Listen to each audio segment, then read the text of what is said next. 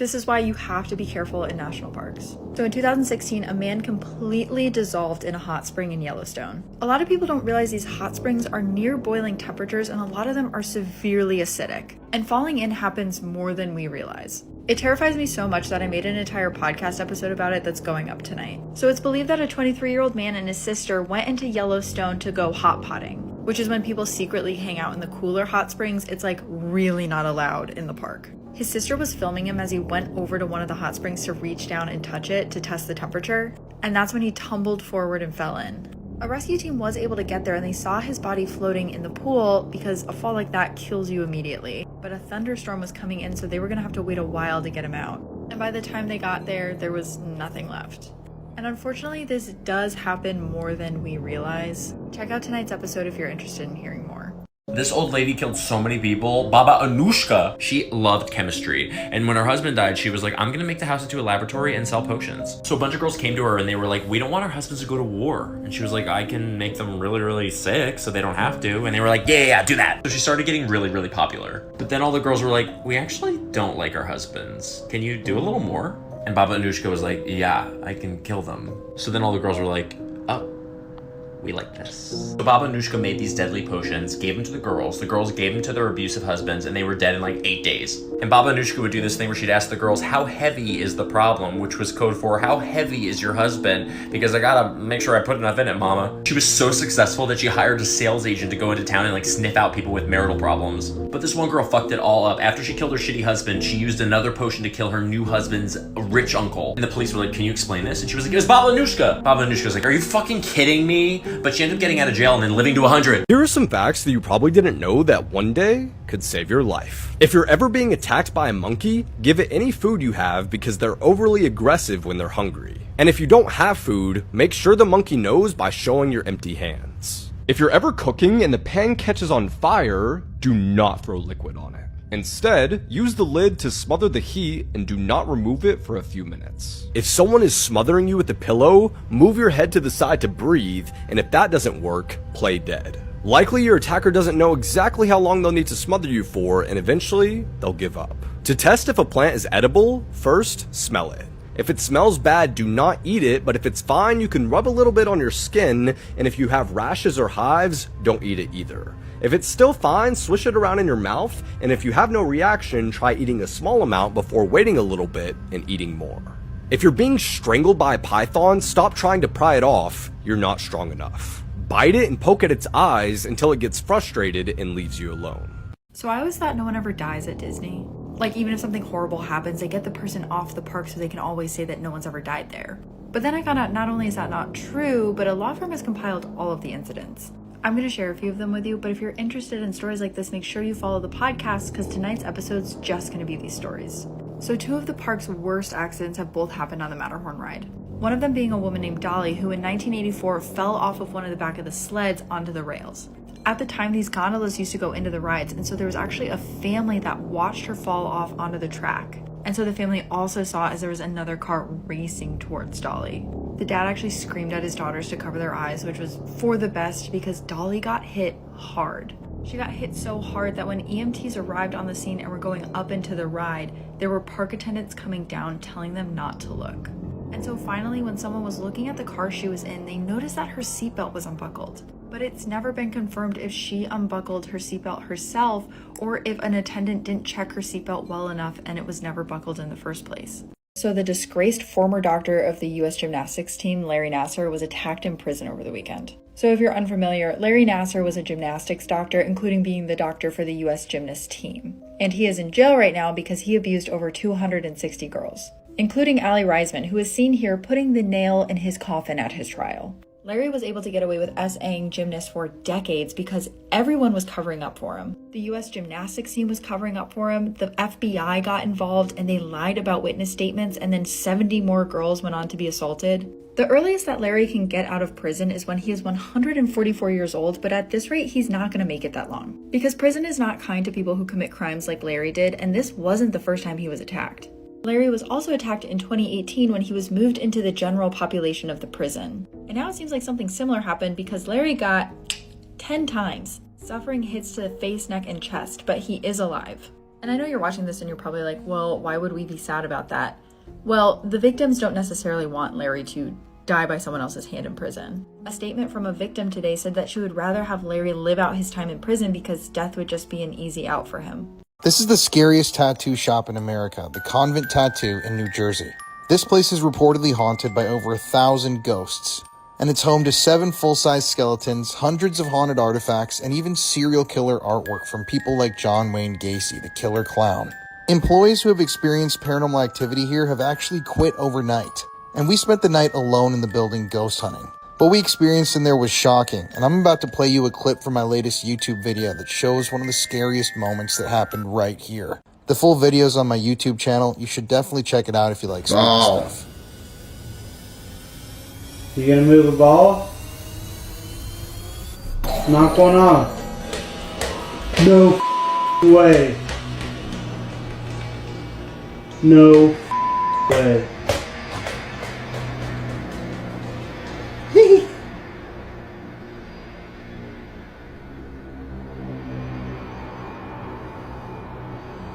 Was that you?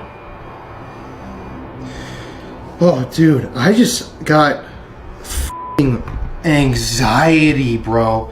I feel like something just walked up. I started on my right side, and it's like hard for me to breathe. Bro. What? I committed one of the worst massacres of World War II in Oradeur-sur-Glane, France. I am Adolphe Deichmann, and this is the bleak and tragic tale I carry. In the year 1914, I was born in Germany and rose to the rank of a German officer during the Second World War. By 1934, I had enlisted in the protection squadron and gradually ascended through the ranks. In June of 1944, I assumed command of the Das Reich unit under our German leadership. Tasked with quelling the French resistance, I was on the brink of perpetrating an unimaginable horror.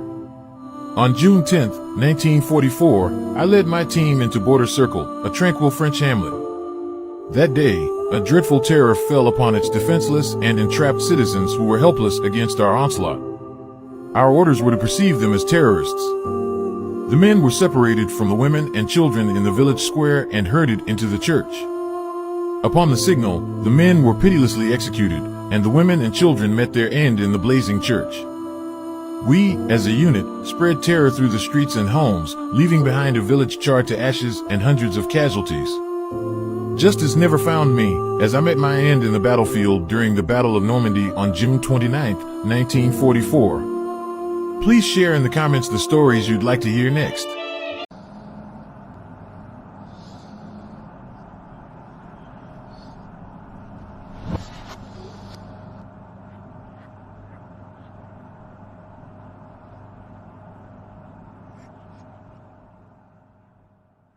Captured on CCTV dressed in full police gear. Their identity still remains a mystery.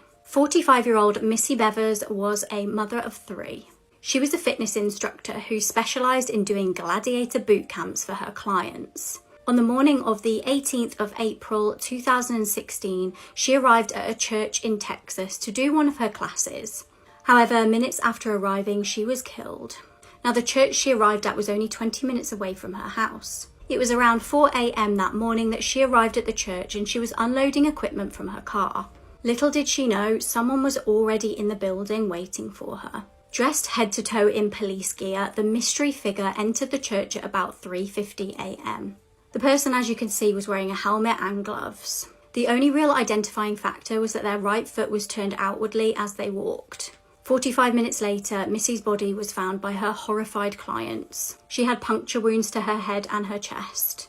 Now, looking into who could have committed such a hideous crime. Her husband Brandon had an alibi. He was on a fishing trip in Mississippi. However, mobile phone records did show that Missy and her husband were talking about an affair.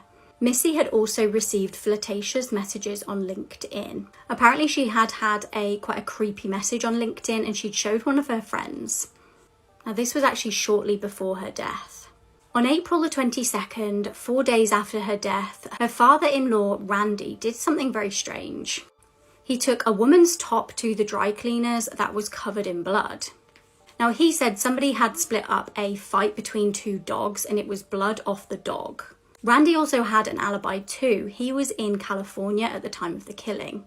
Police analysed the blood found on the shirt and it did actually come from a dog. Police then started getting tips about a former tactical police officer, Bobby Wayne Henry. He actually still had the full police riot gear like the one that the killer was wearing. However, he stated that his no longer fit him. He actually also walked with a limp like the person in the CCTV. However, analysis was done on the CCTV and they realised that Bobby was actually probably too tall to be the killer. He was eventually ruled out and the mystery of who killed Missy still remains unsolved.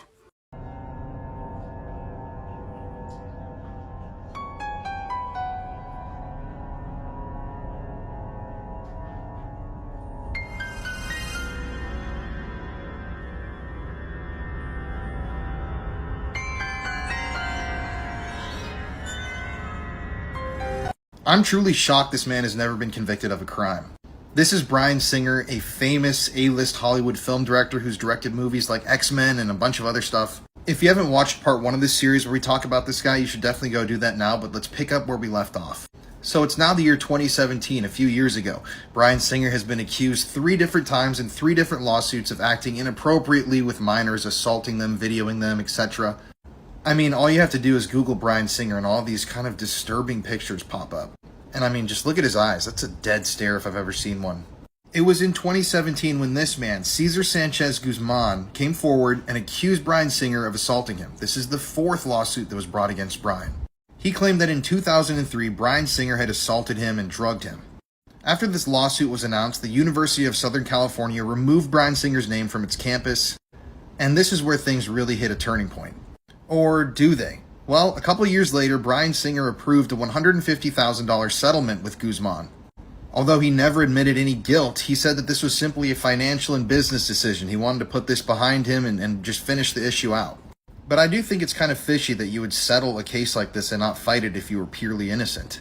So in 2019, the same year that the case with Guzman was settled by Bryan, this article came out in The Atlantic, which just blew the roof off of this case. This was a thorough investigative report that attempted to corroborate the claims made by all the accusers in the past and even brought forward 4 new accusers with accusations that Bryan had, been acting inappropriately with them when they were minors. The article also claimed that this lawsuit filed by Guzman was stalled and didn't go anywhere because Bryan Singer's legal team had reported Guzman to the Internal Revenue Service, the IRS, and to immigration authorities. Singer's team denied this, but obviously it is something to consider here. After that last investigative article was posted, Bryan's name was basically wiped from Hollywood. A number of projects he was attached to were never released. After that last article came out, Bryan Singer's name was wiped from Hollywood, at least from the surface, I should say. And a number of projects that he was working on got dropped. And since then, a number of articles have come out claiming that he was manipulative, abusive, he was an alcoholic, and this was all towards partners that were above the age of 18. So there's no real telling what the truth is in this story. But I will say that it's been alleged that Bryan Singer hosted these wild parties with underage boys with fellow film director Roland Emmerich. This was back in the 90s. The details of these parties are shocking and disturbing. You can watch that documentary in open secret once again if you don't know what I'm talking about. But a lot of it is too vile for TikTok. But at the end of the day, I just think I'm shocked that after all of those lawsuits, all of the allegations, Bryan Singer has never faced any sort of repercussion for his actions beyond being essentially blacklisted from Hollywood from the surface. For more content like this, be sure to give me a follow here on TikTok.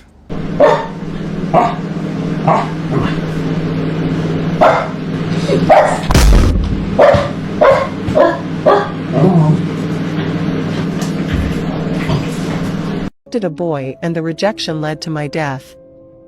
Hello. My name is Junko Furuta. I was born in 1971, Mizudu City. I lived a relative normal and happy life. I was a very ambitious girl that were very focused on becoming successful.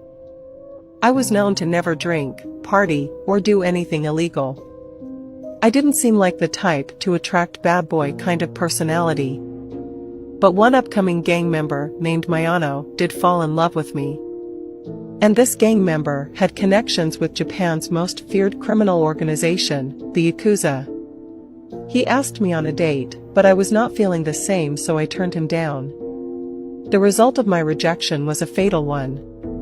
He felt embarrassed and humiliated, so he wanted revenge. Around 8:30 p.m. on November 25, 1988, I was riding my bike home after my full shift at work. My night of joy was about to become a night of horror. As I rode home on my bicycle, I was suddenly pushed to the ground by Mayano's friend Minato while Mayano hid nearby to begin his deception. He ran over to me claiming to have witnessed the attack and offered me to walk me home safely. I trusted him and allowed him to walk me home. Along the way, Mayano grabbed me and forced me into a warehouse. I was violated by Mayano in the most sickening way, having his way with me without any remorse. But this was only the beginning of my nightmare. I was assaulted again in a nearby hotel by several boys. They then concocted a plan to make me suffer for weeks. They took me to a house that already had been used as a gang hangout. They humiliated and violated me several times. They forced me to call my parents and tell them I was okay, so my parents would not inform the police. The first week of this ordeal, I was being forced to sleep in the balcony on cold nights. I was being forced to sit in a freezer and I was beat every single day. I unfortunately survived. The 10th day, Mayano and his friends would intensify their attacks. Skewers of hot food, scissors, and even fireworks was put inside me. I crawled to a phone in the house and called the police, but before I could call the police, my aunt caught me. I was subjected to even more pain beyond anything I had experienced yet. I thought my chance for freedom was lost, but one of the boys who had been invited to violate me decided to tell his brother what was happening at the Minato house, who then called the police. But police failed me. The police went to the house, but decided not to search it. They believed the invitation to search the house was sufficient proof that there was nothing to hide. Had they followed through on the information they were given, I could have been saved. This got my Anna even angrier. He tied me to the ceiling and used me as a human punching bag. I was unable to breathe through my nose anymore. By day 30 of this ordeal, I was unable to walk. The damage to my internal and intimate organs were so severe that I could not even go to the bathroom anymore. I begged my captors to end my life to release me from the pain. On the 44th day, they beat me up so bad I finally died. Police found my killers, but the system was about to fail me in death like they failed me in life. Mayano received a light sentence of 20 years. Minato, Agira, and Yasushi served around 8 years each. Today, they roam the streets free after serving their time. Never open your door to a child at night, especially if their eyes are pitch black. It's a quiet suburban neighborhood. You're home alone when a knock echoes. 2 children stand outside, their eyes as dark as the night itself. But these aren't ordinary children. There's something far more sinister. They ask to come in, their voices monotone. You feel an inexplicable dread. Reports suggest that they bring misfortune, even death, to those who let them in. You're about to close the door when one says, "We won't hurt you." Remember, never let the black-eyed children in. Beware of late-night walks in the woods. You never know what you might step on. In the dead of night, a young couple ventured into the dense forest. An eerie feeling crept over the man, but his girlfriend brushed it off. One evening, they watched an interview with a death row inmate. He recounted a night when a couple unknowingly stumbled upon his freshly committed crime in the woods. Their blood ran cold as the inmate revealed his identity, Ted Bundy.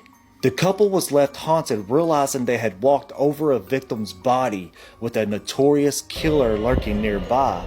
Always remember, the woods at night hide more than just the shadows. In 2017, an old woman who lived alone thought she saw something strange in her backyard. She went to the window to take a look. As she looked, she saw a shadowy figure standing outside. Scared, she watched the figure while calling the police, but when she hung up, the figure was gone. The police arrived and found her front door unlocked. They went in and saw her still sitting by the window. They searched the backyard but found nothing. When they checked inside the house, they found big footprints that weren't hers on the first floor. That's when they figured out what happened. The woman wasn't seeing a shadowy figure outside. She was seeing the reflection of someone who was in the room with her.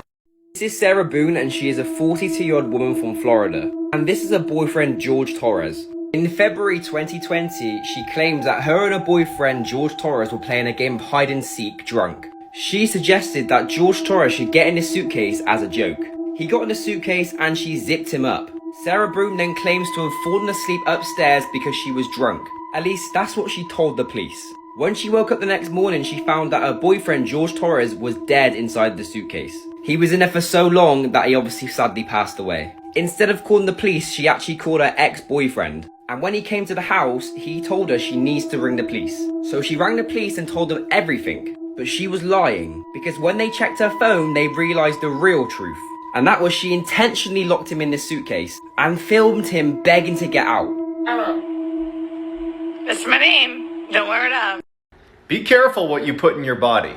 In 2014, a couple returned to their home to find it trashed in baffling ways. There was lotion all over the door handles, all of their shoes had had their soles ripped off of them, and someone had dumped an entire can of paint all over the toilet. Despite the obvious break-in, the police come and can't find any evidence of theft, so they leave thinking the couple's not in danger anymore. That night, the couple hears scratching underneath their bed and what sounds like a crying animal. Not wanting to find out what it was, they leave and call the cops, who come right back and start investigating the house, and they make a startling discovery in their bedroom. Wedged underneath the couple's bed was this 90-pound tiny little woman carrying a huge butcher's knife and a hypodermic needle. As they're taking this crazy lady away in handcuffs, one of the officers comes over to the couple and is like, so she was high on meth, and for at least 2 hours, she had been burrowing a hole in the underside of your mattress with that knife to get to you. Security cameras of a construction company showed a man murdering a woman and moving her dead body into his storage unit. Her rental unit has been entered by another individual. We have it on surveillance tape. It turned out that man was called Michael J. Olson. Due to his history of petty crimes, when police tracked him down, they tricked him into thinking he was being questioned for something other than murder. So your storage unit up there on North Hill, when was the last time you did that? When he finally caved in, he shared his gruesome confession. When he came face to face with the victim's family in court, they certainly didn't hold back. I'll pray for your family, but I won't pray for you, because you are the devil. The full story is out on my channel now, with all of the horrid evidence that comes along with it. The vicious person who raped and murdered her. So let's talk about one of the most disturbing Hollywood stories ever. The Sharon Tate murders. On the night of August 8th, 1969, Tex Watson and a trio of Charles Manson female followers made their way up Cielo Drive in Beverly Hills, California. Armed with a .22 caliber revolver and a few buck knives, they made their way over the fence to Sharon Tate and Roman Polanski's house. Now the thing is, Roman Polanski was not there. He was overseas filming a movie. So it was 8.5-month pregnant Sharon Tate, Jay Sebring, who is a famous hairstylist, and a couple of their friends. All they were doing is having a fun get-together, until tragedy struck. All 6 people in the house were brutally murdered, including Sharon Tate's unborn baby. These were all Charles Manson's orders. He told the followers that did this act, brutally kill anyone that is in that house. Of course, Manson thought Roman Polanski was there, which was his main target. He even told one of the girls to leave a message behind, quote, something witchy. So one of the girls, in Sharon Tate's blood, wrote pig on the front door. There's a lot more to this story that I do want to talk about, but I really want to talk about what I felt being in front of this house. Now, I've gone to this drive a few times to paranormal investigate a house that is just a couple doors down. So I'd go up the drive and go to the Sharon Tate murder house gate. It's pretty crazy just looking at the exact way the Manson followers went around the gate. Just imagining them doing that and what was going through their mind, knowing what they were about to do. Matter of fact, one time I had a group of people with me, and we were standing right there and heard feet shuffling right on the hill.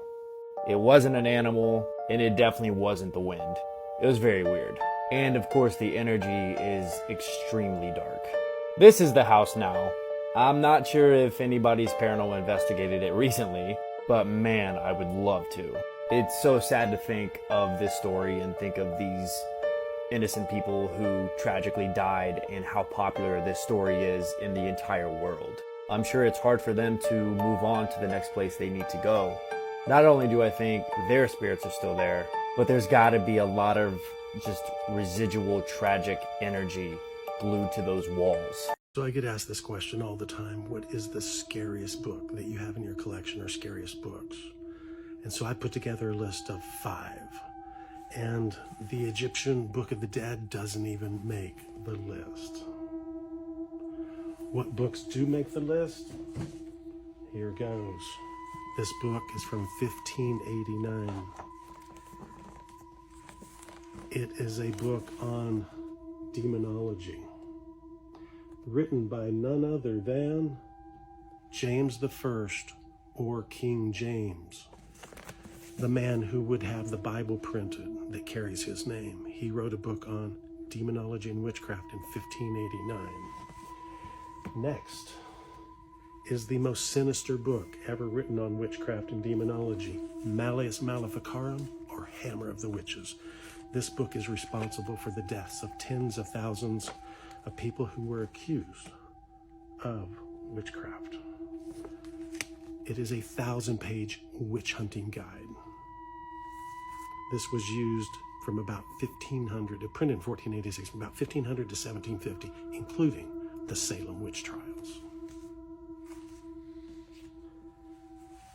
Here is the first English edition of Malleus Maleficarum.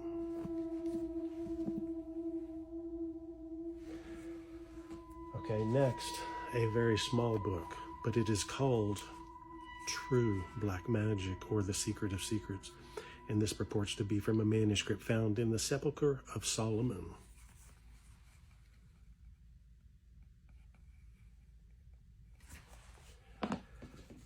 The original book on occult philosophy was printed in 1533 by Heinrich Cornelius Agrippa, and this is a first edition of that book.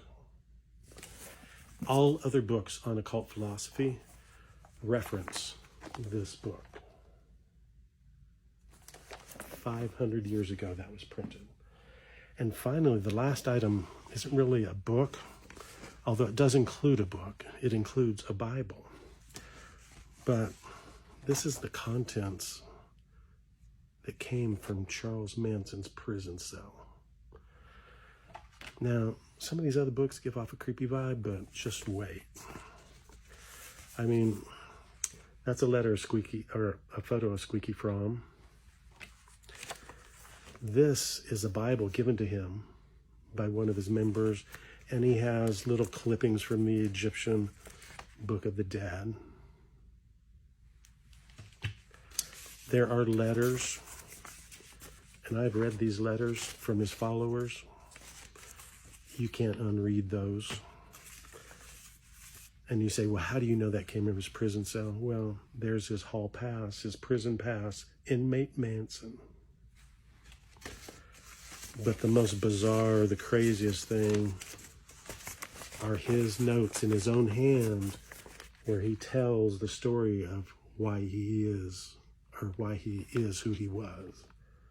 That, again, you can't unread. And with all the scary books, nothing gives me the creeps as much as the contents of Charles Manson's prison cell.